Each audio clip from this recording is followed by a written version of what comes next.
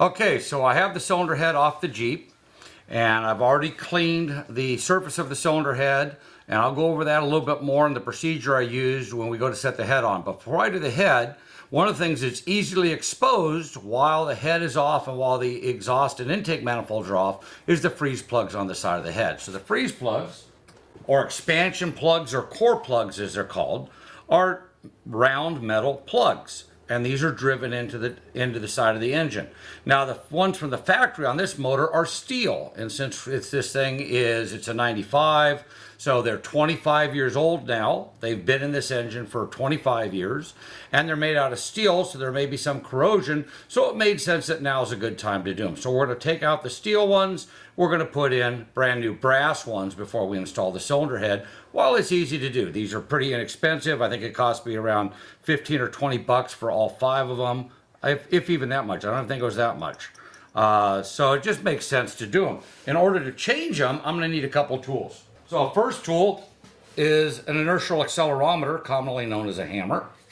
And then I'm going to use a pry bar. And the pry bar is different than a screwdriver in that this is blunted, and also it has an angle here. So I'm going to use this to drive the freeze plug in. So on the old freeze plug, I'm actually going to go right along in the surface, right along right here.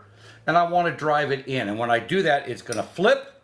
And once it flips, I can either use the pry bar to grab it against the block and pry it out, or I'll use a set of channel locks and grab the lip.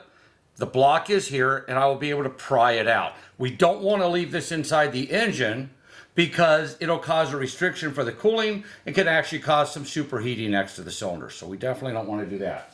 When it comes time to install them, I'm going to need to do a couple things. I'm going to need to use some emery cloth, which is a fine sandpaper with a cloth backing, to clean out where the freeze plug sits, because I want to get any corrosion and everything out of it.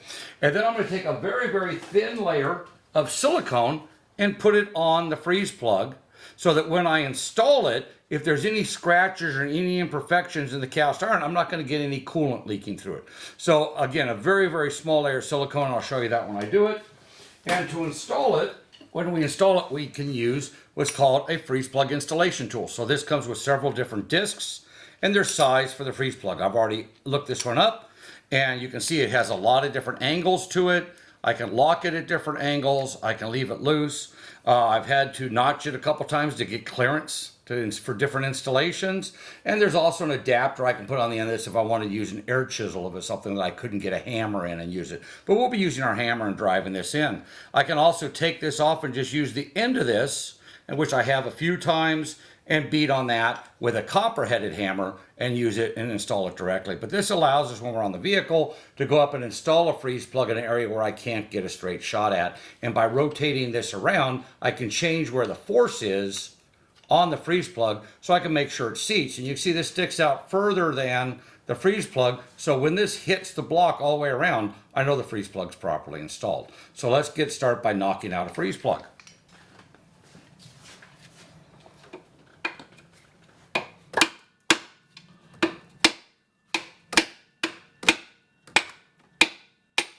There we go. So it just knocked out. Get my fingers in here and kind of pull it so I can get the lip. And I'm going to use my pry bar and popped it right out. And so here's the freeze plug, and you see the corrosion on it. Not too bad. But again, you don't know. It only takes a little pinhole for these to start leaking. So it's well worth the time to knock all 5 of these out and reinstall them. So I'm going to go ahead and clean this one up, and then you can see what the installation is, and then I'll do all the rest of them. So I'm going to take my emery cloth, make sure the surface is dry, and I've already drained the block, otherwise it would have gotten a lot of coolant out. So while I had the head up, I actually used a tool to suck all the coolant out so I didn't make a mess. And I'm going to go in and clean this up. I'm going to run my finger along in here and make sure that it feels okay to me. If I feel any grooves or notches, I want to sand that out a little bit more. I don't really want to remove a lot of material. I want to get rid of all the corrosion that's accumulated behind the freeze plug that I'm going to be driving in against. So I want to make sure the surface is flat all the way through. And that's also going to help with the installation of my freeze plug and help ensure that my new freeze plug doesn't leak. In order for the freeze plug not to leak, it needs to be perfectly square to the block, which is why we use the tool. So I'm going to take my new freeze plug and check it against my old one and make sure it's the same size around. Now we do notice that the new freeze plug is slightly thinner than the old one. That's not uncommon. They do make shallow and deep freeze plugs, and then they make freeze plugs that are almost perfectly flat, that just are slightly concave. And so here I have one that has a dish. It's enough, and if I look at the shiny surface where it actually sealed, it's about the same width as what I have here. So slightly different freeze plug design. The important thing I'm looking at is the diameter correct, and does it have enough surface to seal? And it does, so these are going to work just fine. Okay, so I'm going to use a little bit of ultra black silicone. So like I said, I don't need very much. And all I'm going to do is put a little bit of spread right on here. So if you notice, I'm really not putting a whole bunch on. It's really more of a light film, because all I'm trying to do is cover up any little grooves or imperfections that might be in the housing. So I got this set, put it on the tool and the hammer, and let's see how this goes in. Now you can see here it wanted to walk sideways on me, so I may end up having to go in and take with just the lid and tap it back straight. So for doing that, I'm going to grab a copper hammer, and this one is copper headed, so it won't mar my surface. Get a little more height to it.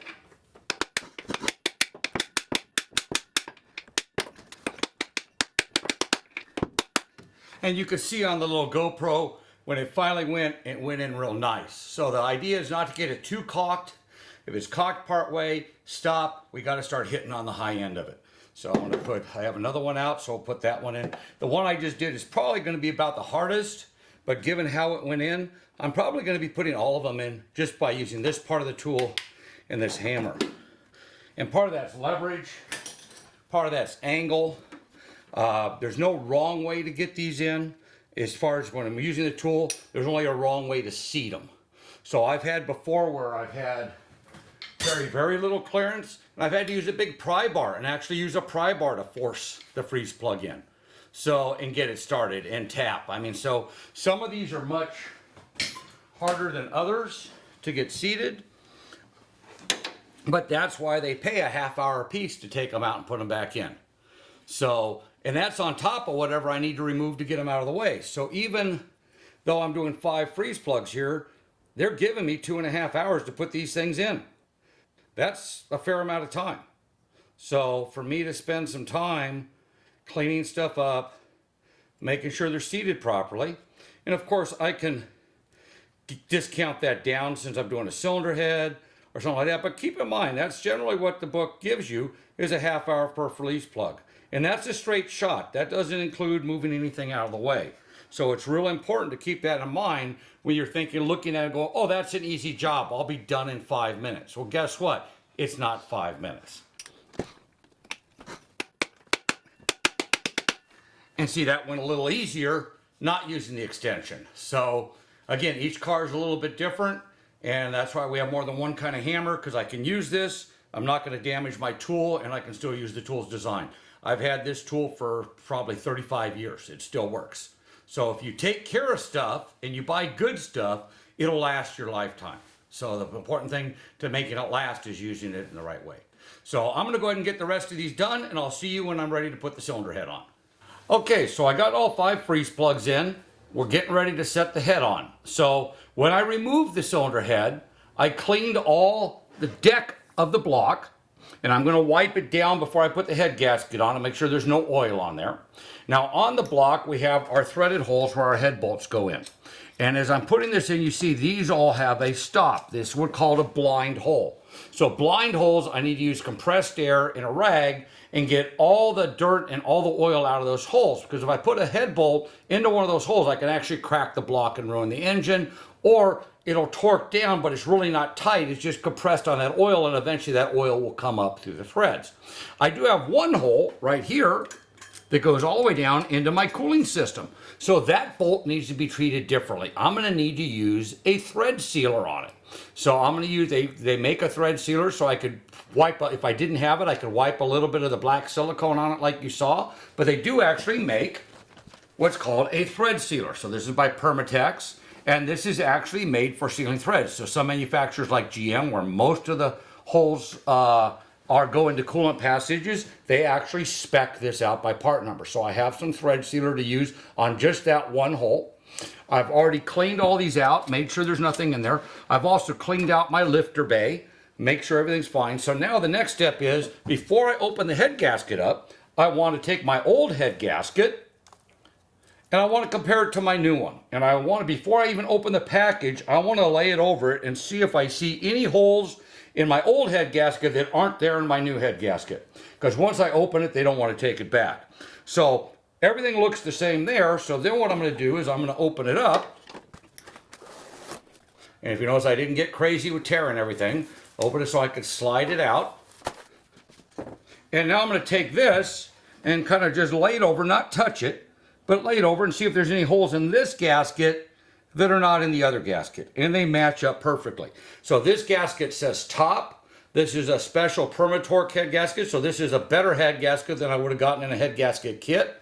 We can see the metal here that goes around the cylinder bores, and we can see on the top side it's slightly different. So these are different. So it's not just a matter of, if I put it backward, things might not line up. There's actually a difference in construction on this head gasket between the bottom and the top. So there are a lot of different choices for head gaskets. You always want to choose the one that is best for your use. This is an upgraded head gasket because I didn't get a head gasket set for this because a lot of the gaskets in that set I couldn't use, such as for my header and for other things. So I would have had to rebuy those gaskets. Plus the valve cover gasket that comes in the kit is a cork gasket that I didn't want to use. I wanted to use an upgraded valve cover gasket. So since I wanted to use upgraded gaskets, I bought everything a la carte. So let me get this wiped down. We're going to set this on. Normally, I would be looking for dowels, and this gasket would sit on dowels. Unfortunately, this engine has no dowels, so I'm going to have to clean it, set this on here, left this big cast iron cylinder head on top of this without touching, grabbing, or moving this gasket till I set it in. And you can see I got to lean that back quite a ways. So it's a pretty heavy thing. That's why I got support on. I don't want to hurt my back doing this. If you have a couple people, sometimes you use 2 people to set this on because it is heavy. And so that is, we want to be safe. Also, if I drop a corner of it onto the gasket, I just ate an $80 head gasket. So I want to make sure I'm careful when I'm doing it. So I'm going to set this aside. I'm going to wipe off the deck with some brake cleaner, which I got it here somewhere. And so I'm going to spray it down with some brake cleaner, wipe it. I want to make sure there's no oil on the deck because I don't want any oil to interfere with my sealing. Then I'm going to set this. Then I'm going to go get the head. I'm going to wipe down the deck surface of the head with a brake cleaner, make sure there's no oil on it from the machine shop operation because the head's still in a bag. And then before I set it on, I'm going to show you a trick I have to do on this engine, because one of these bolts right here, I can't take out or put in if the cylinder head's there. So I have to put it in with the cylinder head. But if the bolt's hanging down, it's going to catch on the head gasket. So I'll show you how I solved that problem here in just a minute. Okay, so I'm getting ready to set the head gasket in. I got the head gasket on. Now I need to set the head. So this bolt back here won't come out of the hole. You can see how tall it is. So what I've done is I've taken a zip tie. I've put it around the bolt, so the bolt will still be about this far up from the deck. So if I end up dropping a little sooner or I slide it, this isn't going to dig into the head gasket.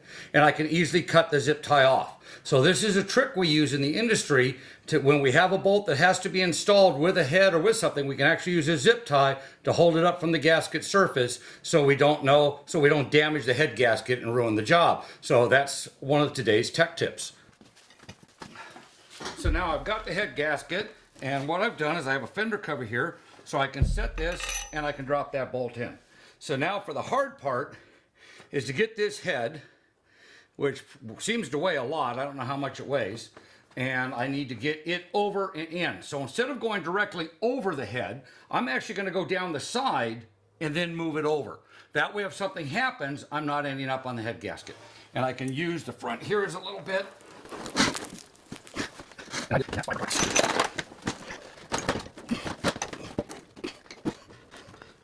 The head's down, but I moved the gasket quite a bit. So I need to lift it up. Swing the gasket over a little at a time. Now I'm on a flat surface. Both of these are machined, So I can get a little bit of movement out of it. And then I need to try to lift the gasket, lift the head where I want the gasket while looking down the holes. And the gasket is way too short right now. And this is why it's nice to have a second person. There we go, I got the head on the gasket. So you move the gasket and the head forward. And we're pretty close. Okay, and I want to look down, and I'm actually lined up pretty good on the gasket, but not on the block. So now I can drop a bolt in to kind of hold the gasket a little bit. Let's see if I can use all that to move this a little bit forward. And this is why doing something without dowel pins is very challenging.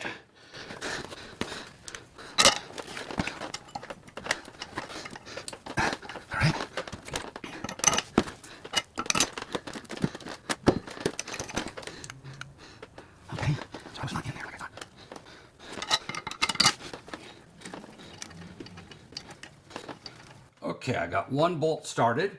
So I got one started here. Now I need to get something a little diagonally started, and that'll center my head gasket up.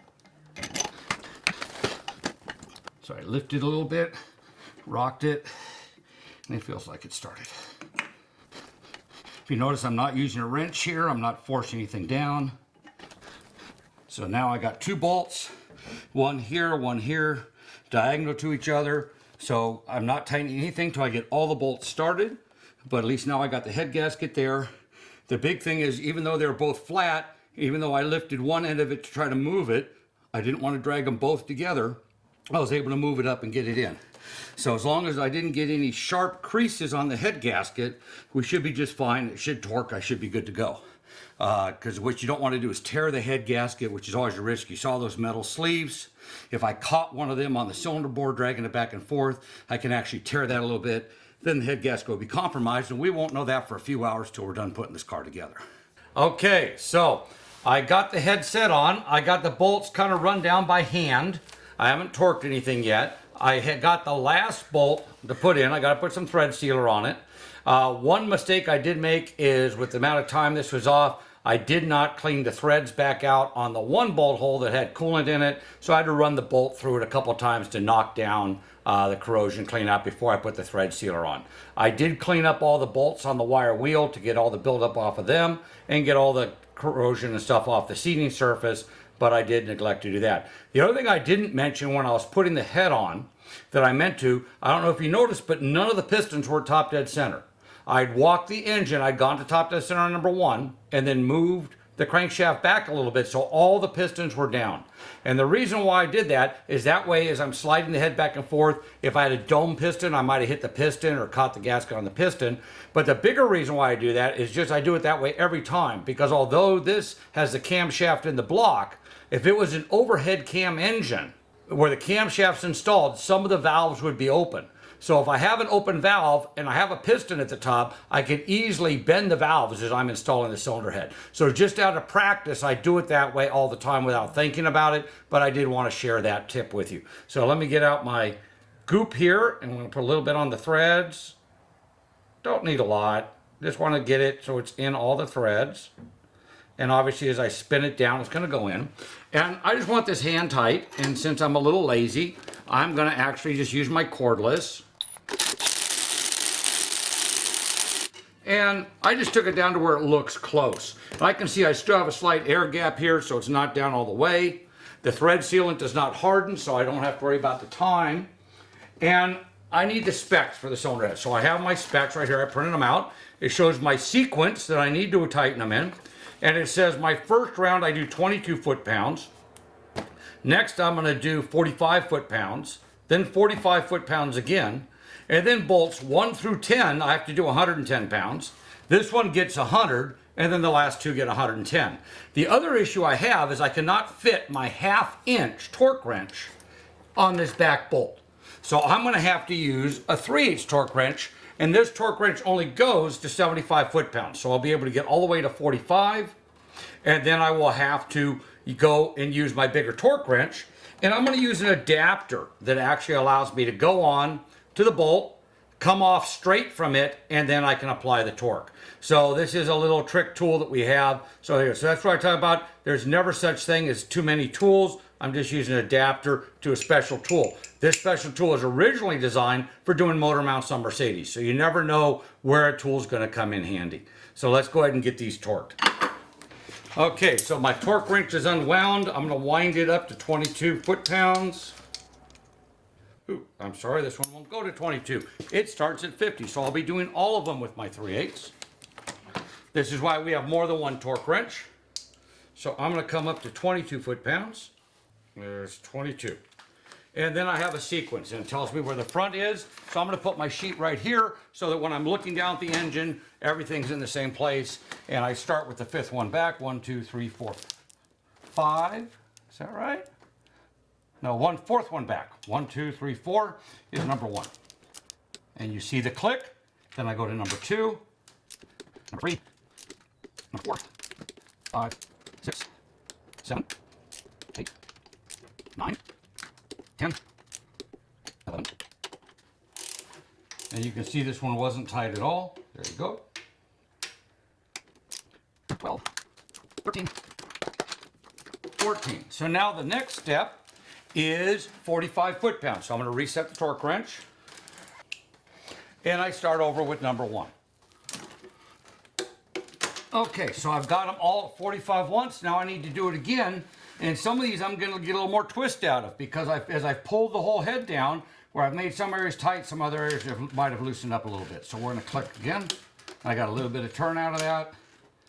And we're going to go through the sequence again. Okay, so now I got all of them to 45 foot-pounds twice. Now I'm going to unwind the torque wrench because we're going to have to switch to the 1/2-inch torque wrench. So anytime I'm done with it, I want to unwind it. I don't want to leave it wound any longer than necessary because it puts more wear on the spring. The spring in here is what helps us calibrate the torque, and my torque wrench will go out of calibration. So now it's unwound. It's ready to go back in the toolbox, and I need to go to my 1/2-inch. So my 1/2-inch, we want 110 foot-pounds all the way up till I get to number 11. And there's 110.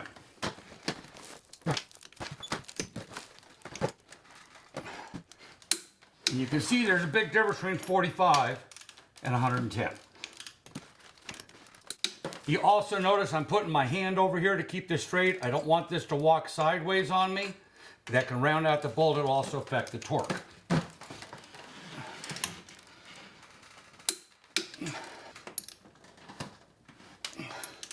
So you see me take my hand off, but only after I'm definitely straight and I'm definitely pulling square. And you can really hear the click of the torque wrench as we've increased the torque. So now I'm to number 11. I got to unwind the torque wrench a turn back to 100 foot-pounds.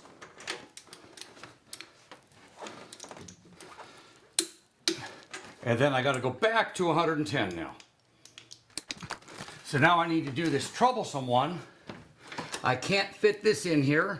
And even if I take the socket off, I still can't fit it in there. Just a little bit short, I think. Or a little tall, I should say. Yep, so I still can't get that in there.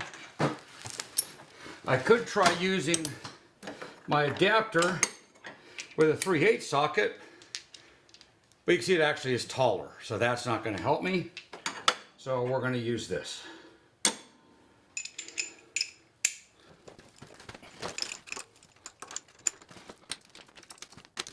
If you notice, I'm keeping this all pretty straight, and we got it. And now that's done with the instructions, but what I always like to do, as much work as it is, go back and start at number 1 again, and make sure everything's torqued down even. And we're going to call that back corner one good. And we got all those tightened up. So now the very next thing I want to do is put my spark plugs in. And the reason why I want to do that, because if anything falls inside the cylinder, I'm going to be redoing everything. So as I'm assembling this engine, I want to get the spark plugs in next. That way if I drop a screw or I drop something, it can't end up in the combustion chamber and necessitate me pulling everything back apart, or worse yet, not realizing it. I start it up, I hear a noise, and I actually do damage inside the engine. So I want to get these cylinders sealed on that end, and then we'll get our valve train in, our valve cover gasket on, and then we'll put our manifolds on. So I'm going to put the manifolds on this last. That way I can seal up all this area here, and I'm just going to put the manifold and the power steering on, and that's a nice external repair at that point.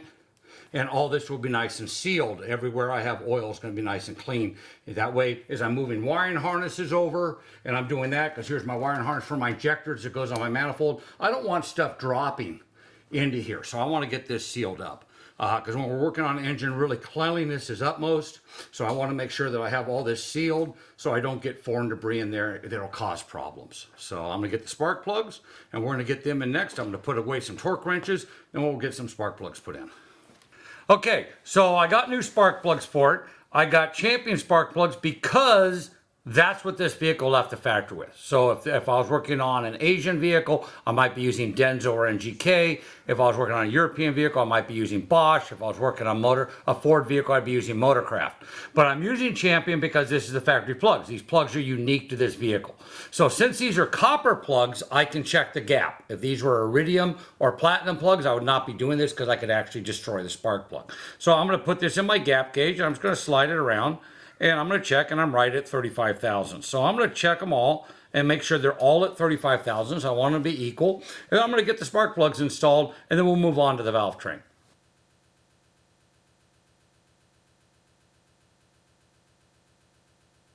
That is a great question. And a lot of people buy the wrong spark plug from their car. My favorite is the one size fits all super duper in a box that's good forever. This engine management system, fuel system, ignition system is designed around this copper plug. This is an integral part of the system. I'm not a smart guy. I'm not an engineer.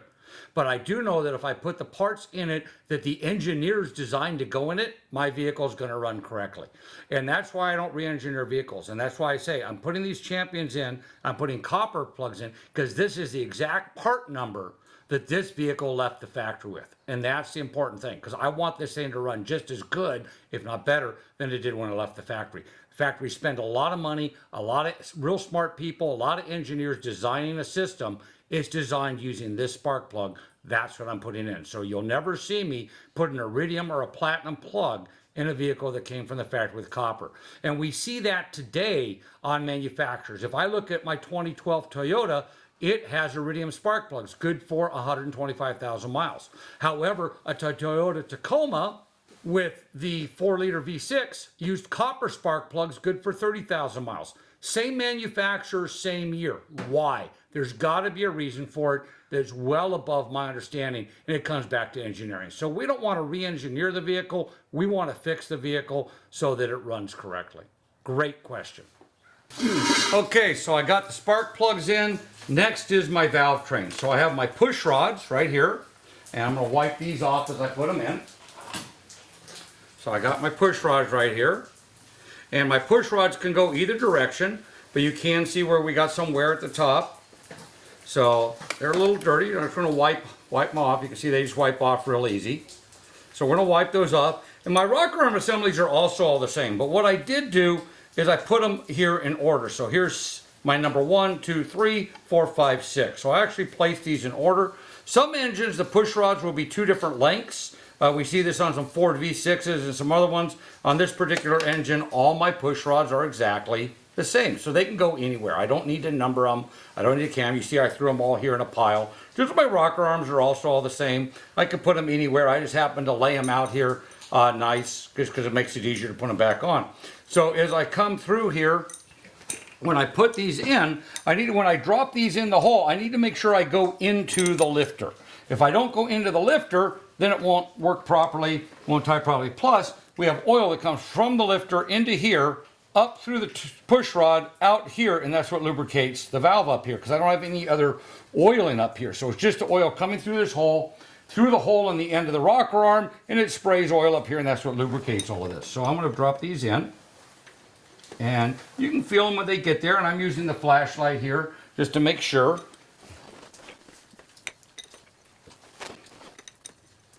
And I've already cleaned out, because when we were cleaning the cylinder head, we didn't want to have any debris in that little hole, blocking the hole, because then I would lose lubrication, which would cause a catastrophic failure. So I've already cleaned all those out before we put the cylinder head on.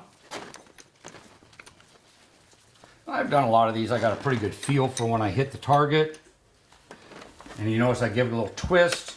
Kind of reaffirms that I'm definitely bottomed out in the lifter. There we go.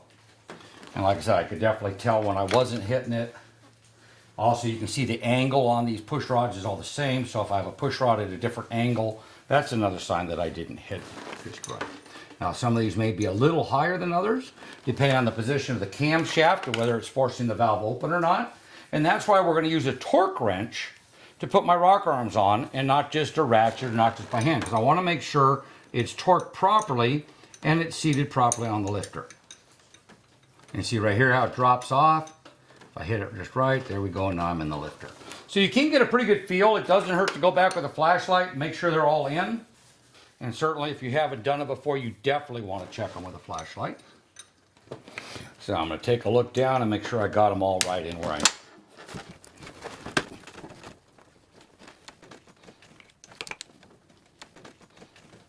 And I can see everyone but the last one, and the last one feels good. So we're going to go with it. Now I'm going to take my rocker arm assemblies, drop them right on here, make sure they're in the holes. We're going to run that down. And I'm going to do that with all of them. Now you got to make sure you take these down even, because you can actually break the bridge here, and then you'll have some really neat noises when the engine runs. So I got them all started. Now I can sit here and spin them all down by hand. I could use a ratchet, or I could use a cordless, but I don't really want to apply any real torque on them when I spin them down. So it's a matter of how much time I want to spend doing it. I'm going to go ahead and run it lightly down with the cordless. And again, the idea is to save time, not actually torque. The spec on these is only 21 foot-pounds. There you go. So now I can torque these with my torque wrench, set it to 21 foot-pounds, which is what the spec is according to the paperwork. And I can just start at the front and work my way back. And you can see I definitely didn't have it anywhere close to torque here. I just wanted to save a little time running them down. And before I torque that one, I'm going to seat this one. If I torque one all the way and click it, and the other one's not seated, I'll actually break the bridge. So we want to make sure, even you can see I'm actually pushing a valve down here. We're opening up a valve. There we go. Click, click. I'm going to do the same thing on the next bridge. And you see I'm not taking it to the point of click, just to the point of snug. I want them both brought down nice and even. Now, click, click. Okay, so they're all clicked. My valve train's all in place. So I'm going to do something here that I wouldn't normally do. Normally I'd put the valve cover on here, and then I'd put oil in it as soon as I put the valve cover on. What I'm going to do here is I'm actually going to put some oil in it ahead of time. I already got a new oil filter on it. I've already drained all the oil. And that way I can crank this over with the valve cover off and show you the lubrication coming up, and also show you how the valve train works. And I think that might be beneficial for you to conceptualize what's happening when the camshaft is pushing on the lifter, which is pushing on the push rod and moving the rocker arm to open and close the valve. So I'm gonna give me a minute. I'll get some oil in this thing, and then we'll walk this over and take a look at it. Okay, so I put some oil in here. I have a remote starter connected, so I can move this and we'll watch. And you can watch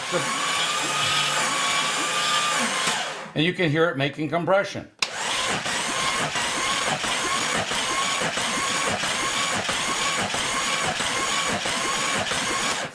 Okay, so for the valve cover on this, originally it used RTV silicone, which I could use. I could use something like the Right Stuff right here, and I could apply it like a Cheese Whiz can on the valve cover and seal it up that way.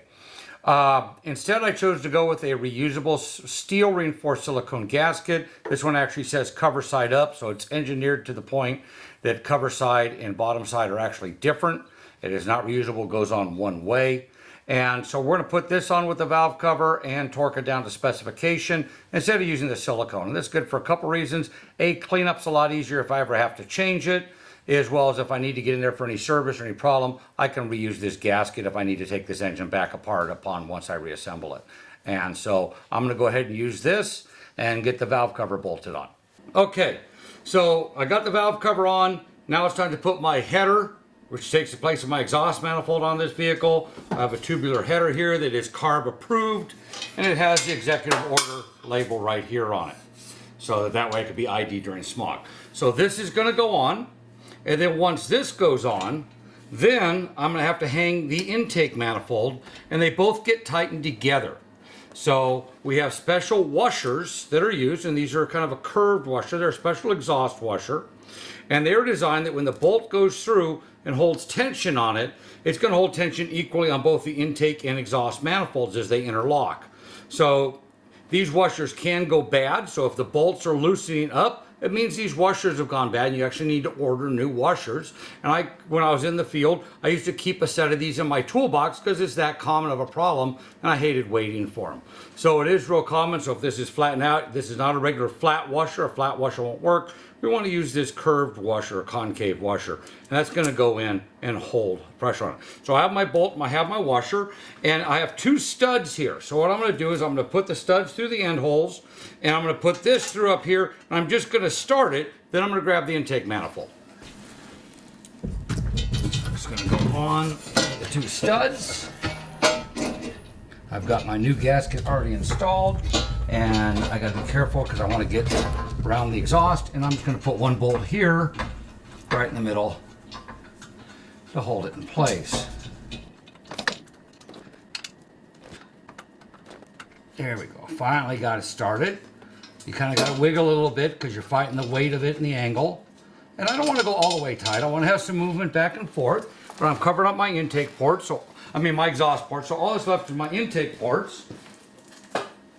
And here's my intake manifold. So my intake manifold here, we can see my intake ports, my fuel injectors, multi-port fuel injection.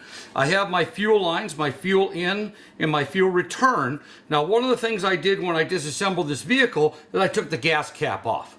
And I took the gas cap off because due to fuel volatility, we would have generated pressure in the tank if the cap was there. And without the fuel rail here to hold it, I would have had fuel coming out all over the floor the whole time this was sitting apart.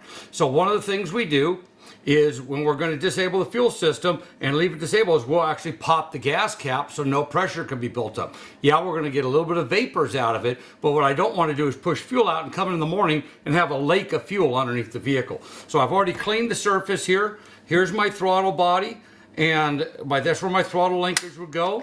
I have my idle air control motor and my throttle position sensor, and we're going to go ahead and just drop this right on. And if you notice, there is no holes that go through except for these two bottom ones.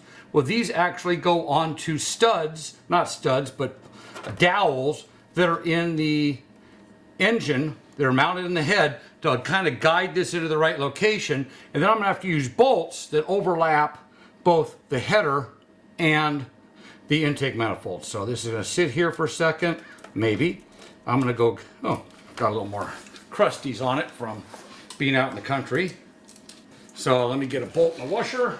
Got a couple bolts and washers, so now I can set this in. And what I want to do with this is actually get them all in place before I tighten anything.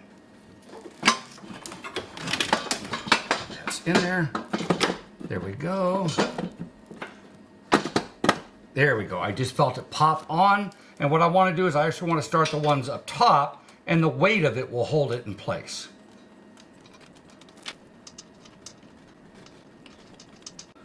Now this assembly, just like my cylinder head, has a specific torque sequence. Now also a torque specification. Normally I would use a torque wrench, but because of the header, I can't use a torque wrench on a lot of the bottom bolts. So I'm actually going to be tightening them up by hand. So what I'll probably use is a torque wrench on some of these top ones. Then take a hand wrench to kind of feel how tight that is and try to translate to the lowers. The big thing is I want it to be even, and I want it to pull right against the cylinder head evenly. I got a brand new gasket in here specifically designed for the header, and that should eliminate any intake leaks. If I have intake leaks, the car's not going to run right, or I could have some fuel control problems where my engine's running lean.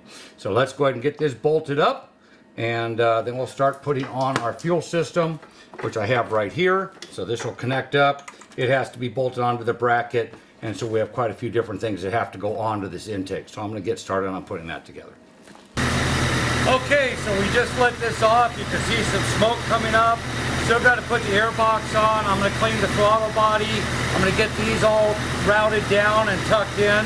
But I'm doing its initial start. I want the thermostat to open. I have the heater on, and I'm watching the gauge because since we had the coolant out of the block and coolant out of all the hoses, it'd be real easy for this thing to develop an air pocket and overheat on us.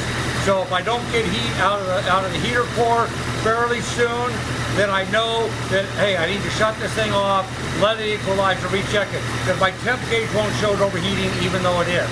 So I want to do that, get this thing cleaned up, but it does run. More importantly, it's running on all 6 cylinders. The misfire we diagnosed is fixed. So it's exactly what we diagnosed, which was a leaking exhaust valve on number 1. So I'm going to get this thing cleaned up and ready and button it up, and we'll get this thing on a test drive probably tomorrow. So thank you for watching today, and